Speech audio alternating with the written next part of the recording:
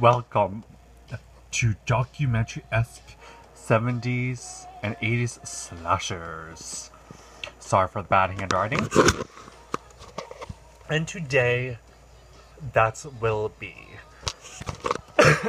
a lot of them. First one, Haunting History of Halloween. It talks about the history of Halloween and the different aspects of it. Like where Halloween came from, where jack-o'-lanterns came from, what the different generations and the different stages of life view Halloween, like, you know, like late teenage years to late 20s. They like the whole I'm a sex pot look. And the older generation loves just to be wild and different. And they talk about pretty in depth about the history. Very well done. Next one, Vampire Secrets. Talks about vampires, obviously. The history about vampires.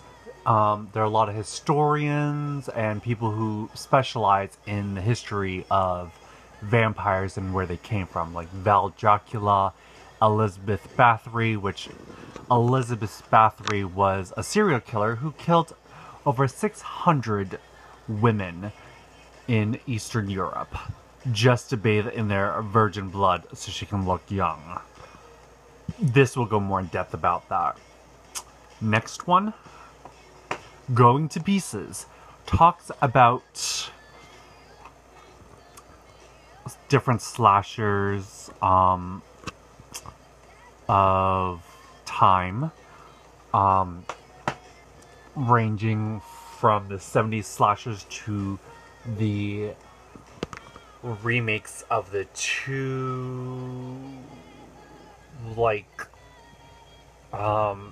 Jason and stuff like that, to the early 2000s. They touch bases on that. Next up is, speaking of Jason, his name is Jason. They interview a lot of the cast members and crew, some of the people who played Jason, and talk about their experience and stuff like that. And you get a little bit of a tour of Orlando's Hollywood's Scarefest when they did the Jason film. They don't really do too much of the remake because the remake was in process at that time of when they did this. Next up, The Haunted, Season 1 and Season 2. Season 1, Season 2. They both talk about different hauntings of different places people have been in. A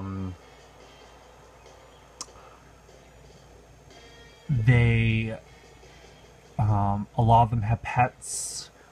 It's a very kind of thrilling ride, and it's very, very in-depth.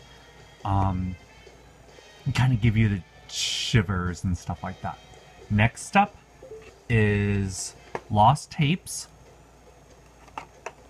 1, 2, 3. And there's, I think, a fourth one coming out. But these ones talk about different creatures and not so much talk about, but it's like a reenactment of people seeing like different creatures and zombies and stuff like that. Like this one, the first one is Lizard Man, vampires, stuff like that. Actually, second one. And each different episode, disc and season is different ones. Now going on to the slashers. Slaughter High, a very classic slasher movie. It's very, you can tell it's got that kind of Friday the 13th-esque vibe with a dash of Halloween in it. Very good. A very good classic one. My Bloody Valentine's, the original. Very good. More gory and bloody than the, and more raw. It's not like, you know, teen scream. It's a little bit more hardcore, I would say. I would definitely recommend it. The Prowler. I'm surprised they haven't remade this one, because this one was pretty well known, just like My Bloody Valentine's. It's kind of very similar to Prom Night in certain ways, but bloodier, much bloodier, as you can tell. Halloween Resurrection, and I have Halloween H2O somewhere. But the reason why I like this is because it's very very slasher-esque. It kind of did this whole, kind of jumpstart a little bit of the reality TV people seeing and stuff like that. I thought it was fairly good.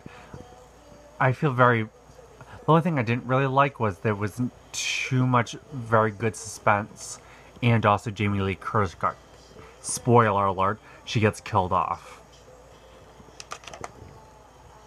Halloween 4 and 5. They follow Jamie Strode, who is supposedly the niece of Jamie Lee Curtis's character. I thought it was very well done. Definitely quite suspenseful for an 80s slasher movie. They do fairly well on the suspense, except for when they start doing remakes and stuff like that. Happy Birthday to Me, a very well-known one. I'm surprised that they haven't remade this one either, too.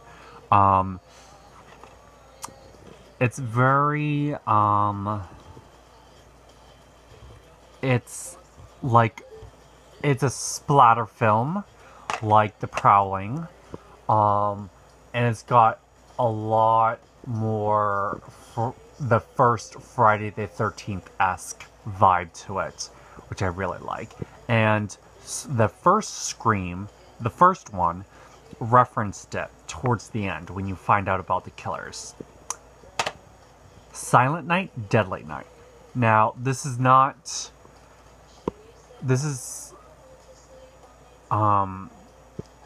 banned when it came out because of the Santa Claus and stuff like that, but you can get your hands on it now.